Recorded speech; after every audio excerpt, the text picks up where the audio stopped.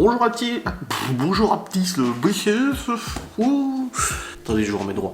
Bonjour à tous mes petits amis. Nous sommes actuellement le 1er août. Et qui dit 1er août dit nouveau mois de l'année. Et qui dit nouveau mois de l'année dit la routine.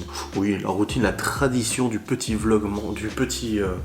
allez, j'ai vraiment du mal ce matin. Et la tradition de la petite FAQ du mois. Je vous ai demandé hier, 31 juillet, de me poser vos questions sur Instagram pour vous y répondre en FAQ. Et nous sommes actuellement là pour vous répondre à cette FAQ. Alors, vous m'excuserez, je ne suis pas installé sur l'ordinateur en haut parce que tout le monde est encore en train de dormir. Nous sommes rentrés tard du cinéma hier. Tout le monde pionce encore à point fermé. Moi, j'ai mis mon réveil ce matin pour bosser. Oui, puisque je travaille. Et du coup... je vois une question d'Aurélie qui a inventé le saucisson. Et là, du coup, j'ai toute une liste de questions à répondre en FAQ donc, pour ce mois d'août. Donc c'est parti, je vais y aller, je vais répondre en toute honnêteté, en toute sincérité et en toute transparence. Alors on y va pour la première question. Laura Crick-Falzi qui demande bientôt la réponse de la garde exclusive. Oui, ça devrait plus tarder. Voilà, sa réponse est claire. Nous avons ensuite Chacha and Mimi S qui demande des projets familiaux pour la rentrée. Alors, le premier projet, c'est la garde exclusive, justement, cette réponse de garde. De toute façon, la garde alternée ne continuera pas et ne peut pas continuer, que ce soit bien clair.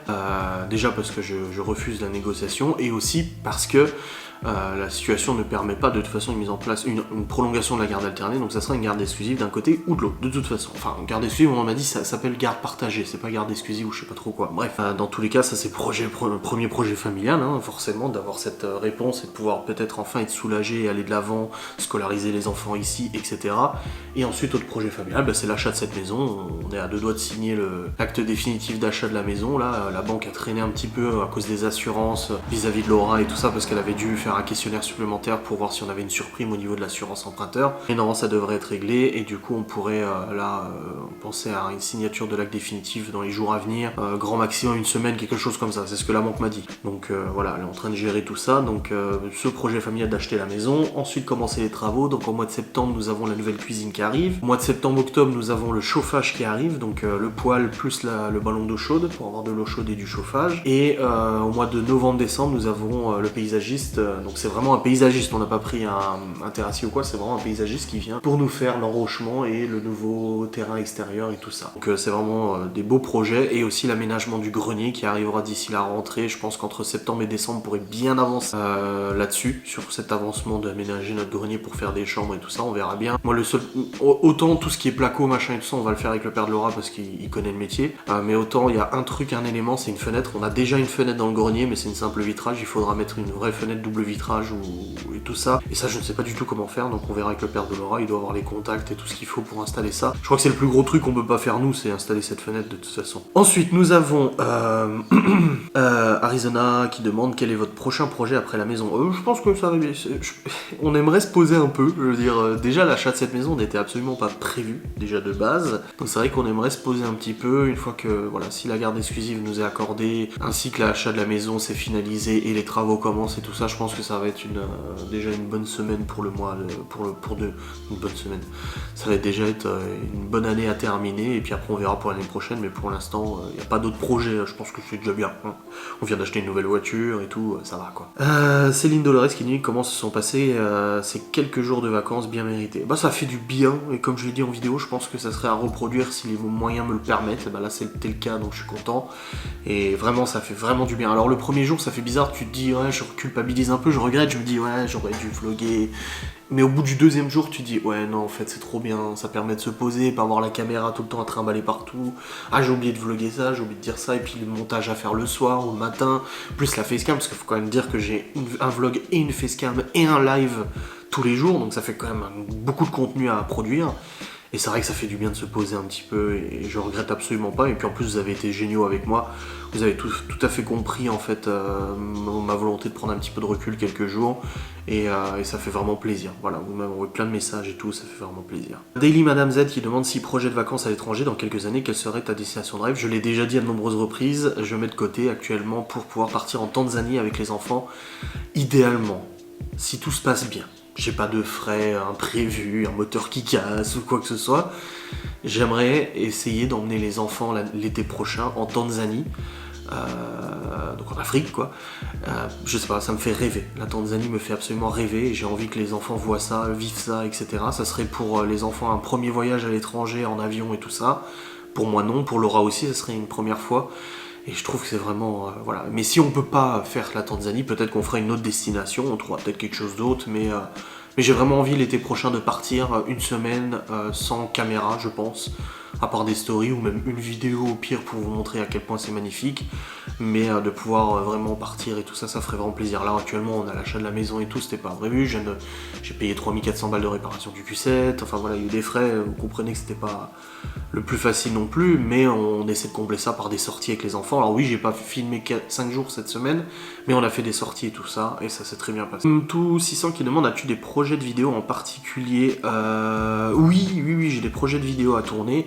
La semaine prochaine, les enfants sont pas là, donc je vais essayer de me focus là-dessus. Oui, j'ai des projets de vidéos à tourner. Je sais que c'est pas des vidéos qui vont faire énormément de vues, même si ça sort de l'ordinaire, même si c'est pas comme je fais d'habitude. Même si j'essaie de faire un effort de faire des vidéos sur des sujets un peu différents, je sais que c'est pas le genre de vidéo qui va cartonner, mais je m'en fous, moi ça me fait plaisir et c'est tout ce qui compte. Donc oui, c'est prévu et je vais essayer de les mettre en place. Et cette même personne demande si tu étais obligé de choisir entre le coca et le saucisson. Ne plus pouvoir acheter l'un ou l'autre. Je préfère le saucisson que le coca. Bien évidemment. Céline Amy qui demande, content de reconduire une DS3? Oui. Alors j'ai reçu des 2-3 messages justement qui me disent ah tu te rends compte, t'as repris la même voiture que t'avais avant. Bah ouais je sais, mais en fait j'aime bien cette caisse. J'ai heureusement qu'on n'est pas limité en fait à que des nouvelles choses que ce qu'on a eu dans le passé. Parce que sinon j'aurais un petit peu de complications pour manger certains aliments, pour me nourrir ou pour faire des choix de films, de séries ou quoi que ce soit. Donc non, je suis très content de la DS3 et je ne regrette absolument pas cet achat. C'est vrai qu'à ce montant-là, j'aurais pu prendre une autre voiture, on aurait pu choisir un autre véhicule avec Laura, mais on s'est tous les deux arrêtés sur ce modèle. Laura en a eu une aussi de DS3 dans le passé, donc tu vois. Et du coup, je suis content. Marion33 qui demande, pourrais-tu vivre dans un autre département, région ou pays? Non, je suis posé. Vous savez, j'en ai bouffé des déménagements depuis plusieurs années. Ça n'a pas arrêté. Toujours en 2008, j'étais dans un appart. En 2009, j'étais dans un autre appart. En 2010, j'ai déménagé dans un autre appart. En 2011, j'ai déménagé dans une maison. En 2013, j'ai déménagé dans une autre maison. En 2014, j'ai redéménagé en Lorraine. En 2015, j'ai redéménagé dans une autre maison. En 2019, j'ai redéménagé dans une autre maison. En 2020, j'ai redéménagé dans une autre maison. Donc là, je vais pas te mentir, on a acheté cette baraque, on est très content. Je n'ai absolument pas envie de bouger. Oui, je suis pas tout près de mes parents, ils sont à 1h40 de route, mais ça va, c'est pas non plus la mer à boire. Les beaux-parents sont juste à côté, donc c'est super. Je me plais. J'ai eu une période où quand je déménageais, j'arrivais pas à me sentir chez moi. Par exemple, toute ma période où j'étais en Suisse, enfin à côté de la Suisse, à la frontière, je ne me sentais pas chez moi. Pour moi, chez moi, c'était ici, enfin en Lorraine et tout. Et là, ici, je me sens bien. Je suis pas en Lorraine, je suis en Lorraine, mais je suis pas près de chez mes parents, je suis dans les Vosges, et franchement, je kiffe ici. J'adore. Le paysage, la ville, les commodités, tout. J'adore, donc je suis bien. Madame Lauralie qui demande, vous avez commencé les travaux véranda cet été? Oui, c'est prévu. Alors, Miguel et Anto, en fait, au mois d'août, ils viennent dans les Vosges pendant une semaine, un peu plus d'une semaine, je crois, et ils ont proposé c'est eux spontanément, quand j'ai parlé que je devais abattre le mur qui est là, ils ont dit, ah, on vient avec les outils, on vient t'aider et tout ça. Et du coup, ils se sont proposés pour nous aider et tout, c'est des bons bricoleurs, et du coup, on va démonter la véranda, je pense qu'on le fera ensemble. Donc d'ici le mois d'août, cette véranda va être démontée, et je vais du coup me renseigner au niveau des pergolas pour déjà regarder quel pergola serait adapté pour l'installer ici, et puis voir un peu ce qu'on peut faire. Mais oui, en effet, c'est prévu qu'on démonte cette véranda, voilà.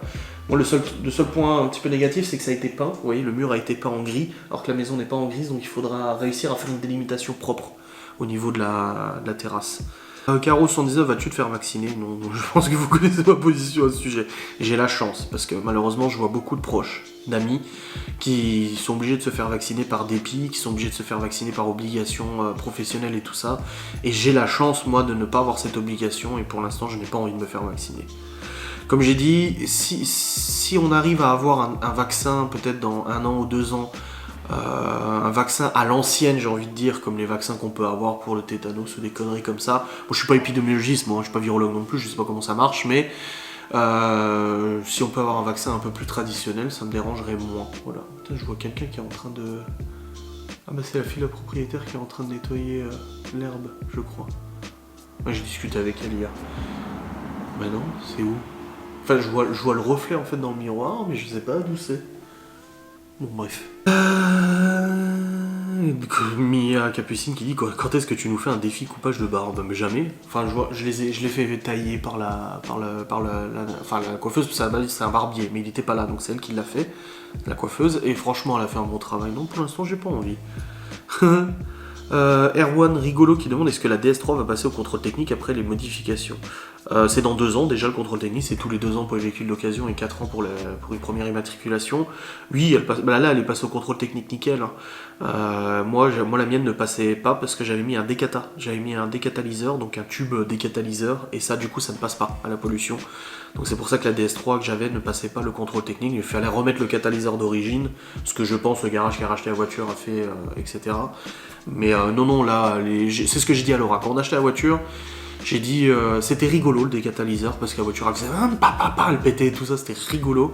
Et ça ne passe pas au contrôle technique et ça fait un barouf pas possible quoi. Donc au moins j'ai su apprendre de mes erreurs vis-à-vis de mon ancienne voiture.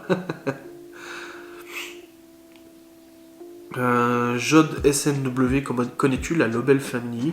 C'est un papa vlogueur comme toi. Non, je ne connais pas. Je regarde pas les autres. Claire YHWH qui demande quel est ton rapport avec l'argent. As-tu parfois l'impression de vivre au-dessus de tes moyens? Non, c'était le cas dans le passé forcément. Mais non, j'ai absolument pas l'impression de vivre au-dessus de mes moyens. Je pense que là-dessus on est avec Laura, on n'est pas du tout du genre à flamber ou quoi que ce soit. Tu vois par exemple la DS.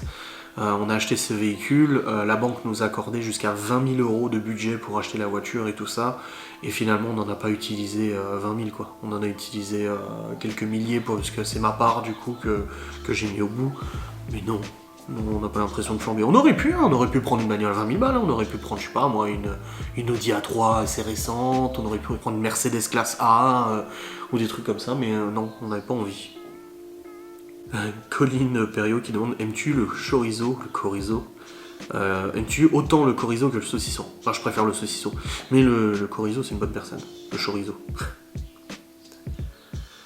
Manu du 51100 qui dit je suis fier de ce que tu deviens et je suis aussi très fier de Laura. Je vous aime. Ah, ça fait plaisir, merci beaucoup. Il y a beaucoup de messages de soutien et tout ça, ça fait vraiment très très plaisir. Miss 2.0 Style qui demande tu as enlevé la monétisation des vidéos YouTube. Moi j'ai plus de pub quand je look les vidéos. Non, je n'ai pas enlevé la monétisation, mais comme je l'ai déjà expliqué à de nombreuses reprises, au niveau de la monétisation des vidéos sur YouTube, toutes les vidéos ne sont pas monétisées à 100%. Ça veut dire qu'il y aura peut-être 60-70% de vidéos monétisées. Ça veut dire qu'il y aura 30% des gens qui regarderont les vidéos qui n'auront potentiellement pas de pub. Donc c'est que tu as juste de la chance. Gandhi qui demande pourquoi tu ne demandes pas un max de pension alimentaire puisque ce sera sur le compte des enfants. Alors comme j'ai expliqué, moi là-bas, je ne voulais pas de pension alimentaire. Dans ma proposition de garde exclusive à l'amiable, je ne voulais aucune pension alimentaire, mais sous conseil d'avocat, il paraît qu'il fallait demander une pension alimentaire parce que sinon le juge pouvait ne pas valider la demande de garde exclusive à l'amiable et tout ça. Bref. Donc je ne voulais pas de pension alimentaire déjà de base. Ensuite, quand j'ai fait la démarche au tribunal, mon avocate m'a dit si on est obligé de demander un minimum, donc je lui ai dit de mettre le minimum possible de pension alimentaire. Pourquoi? Parce que je ne fais pas cette demande de garde exclusive pour les kilomètres et je ne fais pas cette demande de garde exclusive pour récupérer une pension. C'est pas mon objectif, c'est pas mon intérêt. Et comme j'ai expliqué, si j'obtiens un garde exclusive qui est une pension, je mettrai l'argent sur le compte des enfants et puis c'est tout. Voilà, j'ai pas besoin de ça pour faire vivre les enfants, je m'en sors très bien comme ça, j'ai pas besoin de cette pension pour payer le crédit de la maison non plus. Je vous rappelle que quand tu fais un crédit immobilier, ils prennent pas en compte la CAF ou la pension, j'ai ni l'un ni l'autre de toute façon pour l'instant. Mais non, j'ai pas envie de demander plus, je préfère que ça soit au minimum et que ça soit payé plutôt que ça soit plus et qu'il y ait un problème parce que la vie change, les boulots changent, les revenus changent et puis voilà. Familia RZ 30 15 11 qui demande ne penses-tu pas trop en faire sur le net? Ces derniers jours, je me suis quand même pas mal posé la question justement vis-à-vis de ça. Je me suis quand même pas mal demandé le fait de m'être reposé quelques jours et tout ça. Je me suis quand même pas mal posé la question sur le fait d'exposer un peu ma vie, de faire des vlogs et tout ça. Ça sera pas éternel. Je vais pas faire ça pendant des années, etc. Je pense qu'il y en a encore pour 1 an ou 2 ans grand maximum et tout ça. Et je disais à Laura hier, je disais de toute façon si j'arrête YouTube et tout ça, je quitterai tous les réseaux sociaux. C'est-à-dire qu'il n'y aura plus Instagram, il n'y aura plus Facebook, il n'y aura plus machin. Je redeviendrai dans l'anonymat le plus total. Et ça restera une belle expérience quand même. Donc j'en fais trop peut-être, je sais pas. Moi, je pense qu'il faut avoir, comme dit Akram, il faut avoir les moyens de sa politique.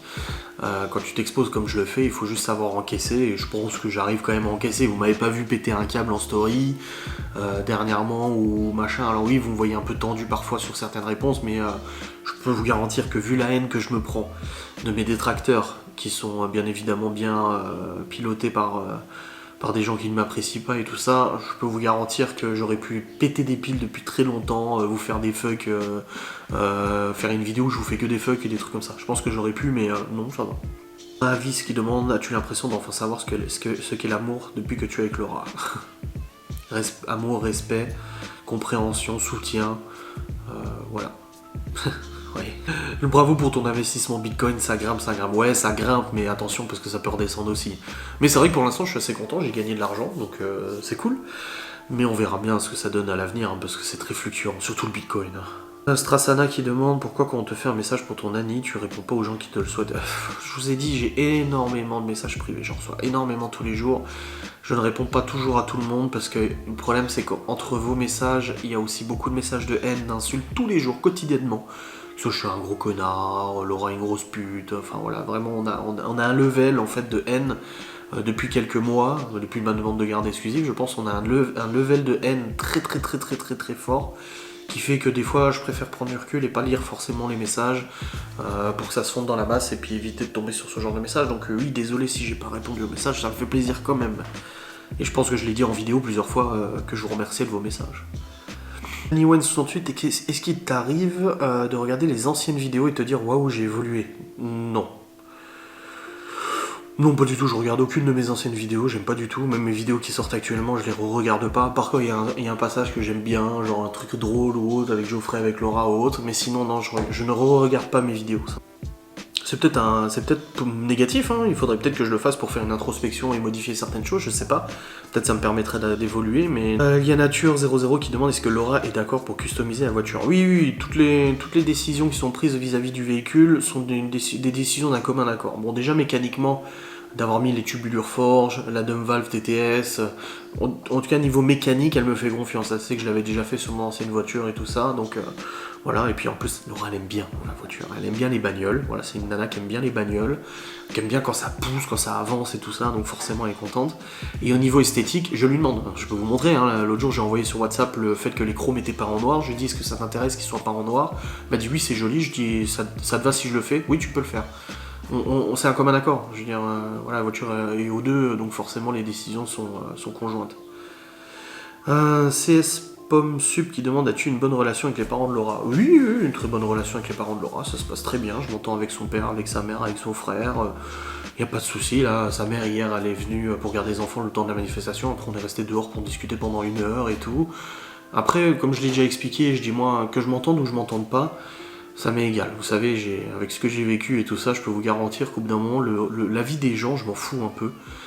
Enfin, s'ils ont un mauvais avis de moi, je m'en fous. Voilà, c'est pas l'avis des gens, je m'en fous, c'est que s'ils ont une mauvaise image ou une mauvaise opinion de moi, enfin, ça me passe au-dessus de la tête. Je suis pas là pour plaire aux autres, je suis là pour plaire à ma compagne, à mes enfants, en priorité, et le reste, en fait, n'a que peu d'importance. Donc oui, je m'entends super bien avec eux, mais si ça n'avait pas été le cas, ça n'aurait rien changé, j'aurais pas quitté Laura pour autant ou quoi que ce soit. Voilà.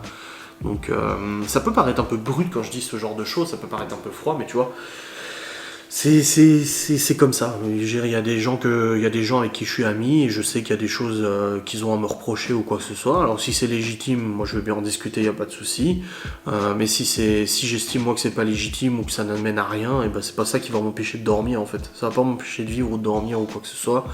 Je trouve ça juste dommage. Voilà, je trouve ça un petit peu dommage de se prendre la tête ou des conneries pour rien. Mais dans tous les cas, voilà, je me suis forgé ce caractère et je me dis que de toute façon, des fois ça m'arrive, hein, Laura, des fois on me dit ah bah cette personne-là elle t'aime pas. Je sais pas, m'en fous, ça m'est égal en fait.